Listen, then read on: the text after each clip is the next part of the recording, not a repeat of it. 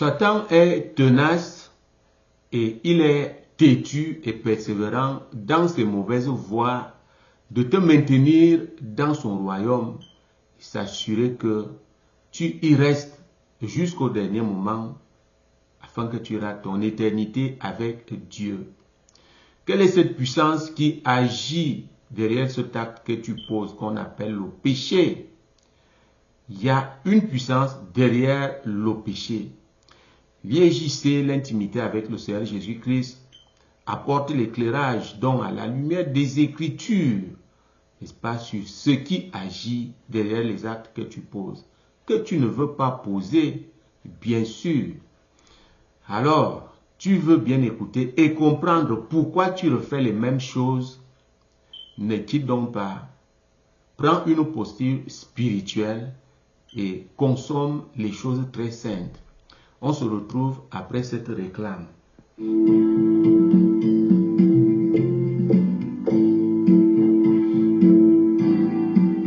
L'IJC, l'intimité avec le Seigneur Jésus-Christ, l'assurance absolue du salut de ton âme. Alléluia, bienvenue donc à l'IJC. Un bonjour fraternel à tous ceux qui me regardent maintenant. Que le Seigneur vous bénisse au nom puissant de Jésus-Christ, au nom de Jésus Père. Merci, nous te couvrons des actions de grâce. Nous te remettons, Seigneur, ton honneur, ta force, ta puissance. Et nous la proclamons parmi les nations pour dire que tu es Dieu, le seul Dieu qui existe. Celui-là que ton Fils, le Seigneur Jésus-Christ, a révélé au monde entier. Tu n'as pas de fin et tu agis encore aujourd'hui. C'est pourquoi j'invoque le Saint-Esprit que tu as mis en nous de prendre contrôle et enseigne au nom puissant de Jésus-Christ en amenant toute pensée captive à l'obéissance de la parole de Dieu. Père, sois glorifié, sois honoré au nom puissant de Jésus-Christ. Je couvre donc toutes choses ici par le sang de Jésus.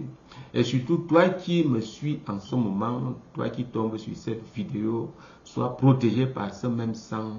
Au nom puissant de Jésus-Christ, nous avons prié. Amen. Alléluia. Avant d'aborder notre thème, la puissance de Dieu, n'est-ce pas, qui agit derrière le péché, la puissance du péché, je t'exhorte à à t'abonner si tu ne l'as pas encore fait, pour ne pas rater ces enseignements. Et tu fais aussi par là progresser le royaume de Dieu parce que tu vas partager ce que tu vas entendre là maintenant pour qu'une âme soit sauvée quelque part. Vous comprenez? Avant de parler même des gens qui sont encore dans le monde, l'Église même est encore dans le trouble. Donc, abonne-toi et partage. Partage, fais l'œuvre de Dieu aussi, fais ta part. Et Dieu lui-même va te donner un très grand ministère. Il va voir ta volonté de faire progresser ses affaires. Quand tu t'occupes des affaires de Dieu, de l'œuvre de Dieu, il s'occupe bel et bien de toute ta vie, de ta famille et de tes affaires. Eh bien, voilà, nous voici de retour sur notre thème, la puissance du péché. Dernièrement, nous avons vu comment Dieu a fermé la porte à Adam et Ève quand ils sont tombés. Satan les a fait tomber, vous comprenez. Dieu a dit, maintenant, en péchant l'homme, qui est déjà comme l'un d'entre nous, n'est-ce pas, connaissant le bien et le mal, d'approcher l'arbre de vie. Et dernièrement, nous avons vu que si l'homme avait mangé ensuite cet arbre, nous n'allions même pas être sauvés parce qu'il allait être libre maintenant de faire tout ce qu'il pouvait faire. Et voilà pourquoi il a suscité, n'est-ce pas, ces derniers temps, son seul fils, le Seigneur Jésus-Christ, pour être sacrifice expiatoire, n'est-ce pas, de nos péchés et que nous soyons sauvés. Dieu s'est repenti et il a décidé de nous récupérer. Et voilà cette grâce, chers frères et sœurs en Christ, et toi qui m'écoutes, tu n'as pas encore fait ta décision. Il y a un problème. L'Église même est encore dans des problèmes. il y a quelque chose qui te fait agir et tu agis mal. Après, tu te mets à regretter. Voici ce qui se passe. Je veux que tu comprennes pendant la nouvelle naissance, c'est-à-dire la confession des péchés, la repentance, la confession, n'est-ce pas, du Seigneur Jésus-Christ comme ton Seigneur, comme ton Sauveur et comme ton Dieu. Et maintenant, le baptême d'eau par immersion, qui consacre donc à la nouvelle naissance. Quand tu poses ces deux actes, tu es donc né de nouveau. Et qu'est-ce qui se passe pendant ce temps? Je ne serai pas long, c'est un enseignement très profond que l'on trouve donc à l'IEJC. Et si tu es sur notre plateforme WhatsApp et le numéro WhatsApp est sur notre chaîne, tu peux bien le récupérer et demander cet enseignement sur la révélation sur le baptême d'eau par immersion. C'est ça qui est toute chose. Vous comprenez, parce qu'il y a des fausses confessions de foi. Pour faire plaisir aux gens, on le fait.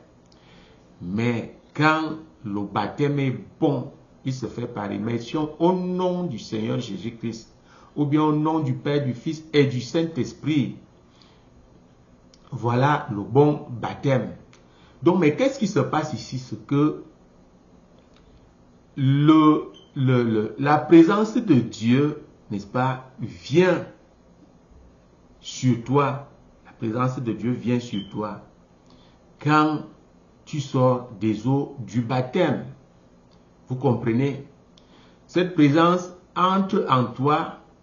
Et maintenant, quelle est cette puissance? Je vais dévoiler ça. Cette puissance, c'est ce que Adam et Ève ont fait au jardin d'Éden. Et Dieu les a rejetés. Vous comprenez? Adam était comme Dieu. Vous comprenez un peu? C'est lui qui a donné les noms à tout ce que nous voyons là aujourd'hui. C'était avec quel esprit? Vous comprenez? Avec l'Esprit de Dieu, la présence de Dieu. Alors, comme il a désobéi, Dieu a dit, ok, reste donc avec celui-là. On verra bien comment ça va marcher. Vous comprenez maintenant? Et une autre nature est entrée en eux. Satan en personne. Vous comprenez maintenant? Il a commencé à les manipuler. Vous allez d'ailleurs voir par la suite comment ces deux fils qui sont là, qui sont d'abord nés, n'est-ce pas, Caïn et Abel, comment l'aîné va tuer le second? Est-ce que ce n'est pas déjà ça une preuve que Satan habitait déjà en eux? Eh bien, le péché originel d'Adam et Ève s'appelle donc cette puissance qui est derrière le péché que tu commets. Il a plusieurs noms. On va l'appeler vieil homme, on va l'appeler la seconde nature d'Adam et Ève. On va aussi l'appeler la racine du péché. Eh bien, voici ce qui se passe très brièvement. Quand tu vas dans les eaux du baptême, c'est pourquoi c'est le baptême d'eau par immersion qui est recommandé. C'est ce baptême-là qui fait partir le vieil homme de toi pour la première fois dont il part. Et je te dis, quand tu nais de nouveau, tu sors des eaux du baptême, à un moment précis, tu es saint. Et tu peux aller tout de suite au paradis si quelque chose t'arrive en route, avant même d'arriver dans ta maison. Lisons ici et voyons comment cette présence est descendue. En prenant l'exemple de Jésus lui-même. Dans Matthieu chapitre 3, à partir du verset 16, Jean-Baptiste a baptisé le Seigneur, vous vous rendez compte? Et c'était une bagarre, il ne voulait pas. Il trouvait que c'est plutôt le Seigneur qui devait le baptiser. Le Seigneur a dit, laissons que la volonté de Dieu soit faite. Dès que Jésus eut été baptisé, il sortit de l'eau, et voici, les cieux s'ouvrirent, et il vit l'Esprit de Dieu descendre comme une colombe et venir sur lui. C'est Jean-Baptiste qui a été témoin de ces choses. L'Esprit de Dieu est descendu quand Jésus est sorti de l'eau. Vous comprenez? Et cet Esprit est entré en lui. Voilà. Et voici une voix fit entendre des cieux de ces paroles. Celui-ci est mon fils bien-aimé, en qui j'ai mis toute mon affection. Vous voyez maintenant, quand on est de nouveau, ce qui se passe, que l'Esprit de Dieu entre en nous. Quand nous sortons des eaux du baptême, cet Esprit de Dieu, en ce moment précis, s'appelle la présence de Dieu. Pour la première raison, c'est te protéger contre Satan. Voilà pourquoi tu vis. Tu vis parce que la présence de Dieu est en toi. Parce que le but, n'est-ce pas, de la crucifixion du Seigneur, c'était que Dieu habite en nous. Dieu habite en nous donc par sa présence. Imagine donc, est-ce que Satan peut tuer Dieu? Non. Voilà pourquoi il faut naître de nouveau et appartenir après au Seigneur Jésus-Christ. Donc il y a une substitution ici. Quand, écoutez bien, quand tu sors des eaux du baptême, le vieil homme là, qui agit en toi depuis ta naissance, parce que nous naissons avec, il s'enfuit. À cause de ton obéissance, Dieu a dit, c'est lui qui, n'est-ce pas, qui croit et qui est baptisé sera sauvé. Donc tu t'es soumis à cette parole et voilà pourquoi Dieu fait partir le vieil homme. Il te quitte, il part et lui-même prend, n'est-ce pas, la place du vieil homme dans ta vie. Parce qu'il n'est pas possible que les dieux cohabitent. Dieu est très saint. Il ne peut pas cohabiter avec la racine du péché. Donc voilà un premier aperçu de ce qui se passe dans ta marche avec Dieu, dans ta vie de chrétienté, du début à la fin. Voilà comment les choses démarrent. Maintenant, tu vas me poser la question, mais pourquoi faut-il encore, peut-être que le vieil homme parte encore, pourquoi je pêche donc encore alors que cette racine du péché était partie? Effectivement, tu dois savoir ce qui se passe après ta nouvelle naissance. Et voilà tout le problème. Quand tu quittes les eaux du baptême, qu'est-ce qui se passe? Mon frère, ma soeur, je peux te rassurer que si tu pars de là, tu entres dans ta chambre sans voir ton frère, sans voir ta soeur qui refuse le Seigneur là, ni ton père, ni ta mère, ni tes amis, tes anciens amis, parce que toi tu es déjà enfant de Dieu. Si ça se passe ainsi, alors la présence de Dieu reste en toi et le vieil homme reste en dehors. La présence de Dieu est très sensible. Dieu est saint. C'est la présence de Dieu, c'est Dieu en personne. Vous comprenez? Dieu habite bel et bien en nous en ce moment-là. Il est saint, il est pur, au point où quand tu fais entrer l'iniquité dans ta vie, l'impureté, le péché encore, c'est fini. Il quitte, il part. Tu deviens donc un enfant de Dieu vide. Vide. Vous voyez ce qui se passe là. Vide. C'est un peu le symbole n'est-ce pas, de ce que le Seigneur lui-même a enseigné. Allons lire un peu, vous allez voir ça. Dans Matthieu chapitre 12, vous allez voir que quand cette présence te quitte encore, ou bien quand tu nais de nouveau, n'est-ce pas, tu sors des eaux du baptême, tu as cette présence, mais tu ne grandis pas. Voilà le problème.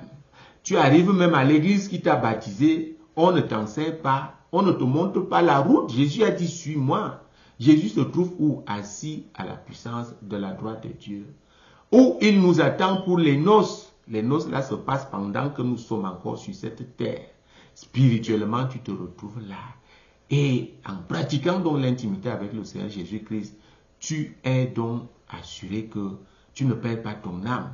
Et tu vis maintenant avec Dieu chaque jour. Donc, voici ce qui se passe ici. Quand tu es né de nouveau, est-ce que on a bâti ton âme? Est-ce que ton âme a été bâtie dans les voies de Dieu? C'est ça qui manque à l'église aujourd'hui. Et le vieil homme te récupère. Comment? Par le péché. Tu vas pécher parce qu'il est tout autour. Il te pousse, il te pousse, il te pousse, il te pousse.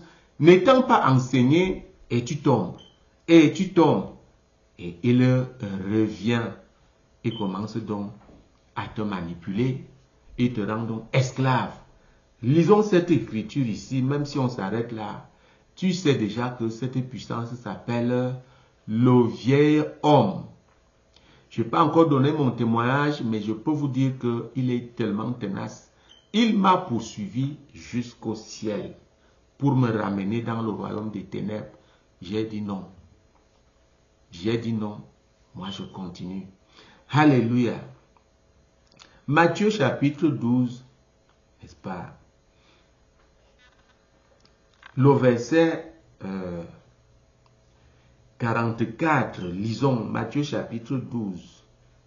Et le verset 44 nous dit quoi? Alors, il dit, je retournerai dans ma maison, d'où, bon, remontons au verset 43. Hein.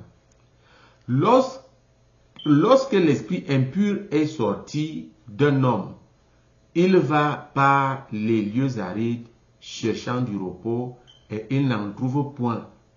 Alors il dit, le verset 44, je retournerai dans ma maison d'où je suis sorti et quand il arrive, il la trouve vide, balayée et ornée. Retenez le mot vide. Retenez le mot vide ici. Vous comprenez? Vide de quoi? Des enseignements. Vide de quoi? De la présence de Dieu qui a foutu le camp parce qu'il t'a fait encore tomber. Le vieil homme t'a fait encore tomber.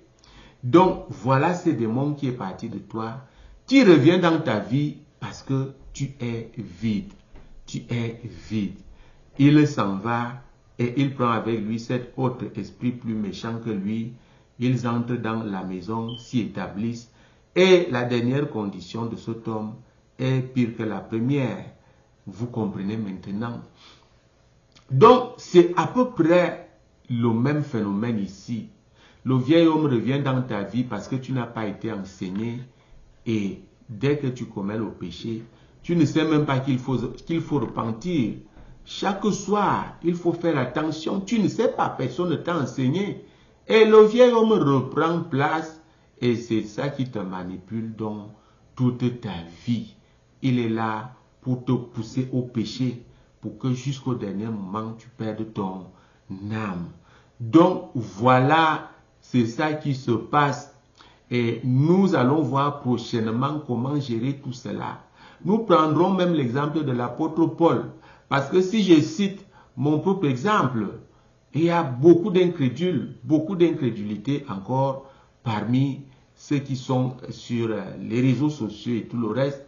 Si on n'a pas cru à Jésus-Christ, est-ce que c'est à un homme qu'on va croire tout de suite? C'est pourquoi je commence par vous présenter les Écritures qui sont, n'est-ce pas, fondées sur la vérité des choses que Jésus lui-même a déclarées et le Saint-Esprit a confirmé dans les épîtres, soit par les autres apôtres, Jean-Jacques, ainsi de suite, et aussi par l'apôtre Paul.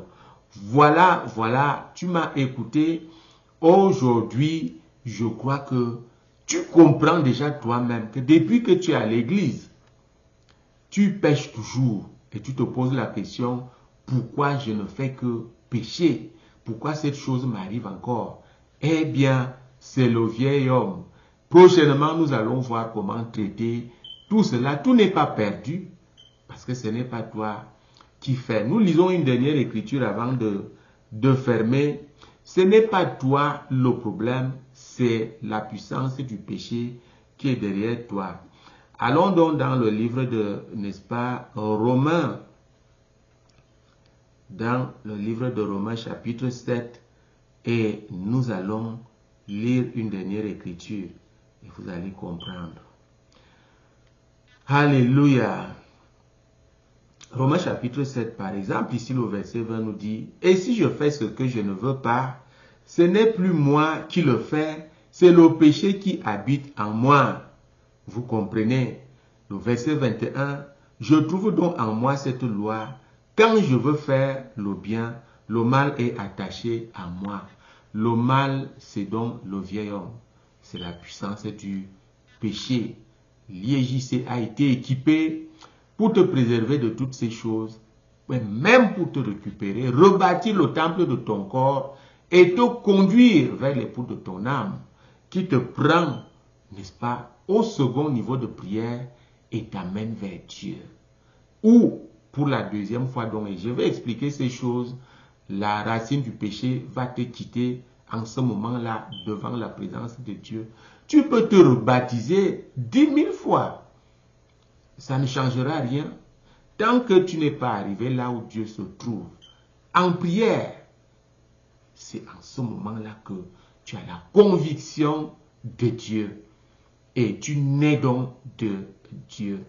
Eh bien, voilà, chers frères et sœurs en Christ, nous avons les moments de vidéo donc le mercredi, le samedi et dimanche. Je peux faire une courte vidéo avant ces dates, avant ces jours que je vous donne, n'est-ce pas, peut-être pour vous rappeler quelque chose ou pour, n'est-ce pas, une annonce. Donc voilà, que le Seigneur vous bénisse, que le Seigneur te bénisse, toi qui me regardes, au nom puissant de Jésus-Christ, nous avons prié. Amen.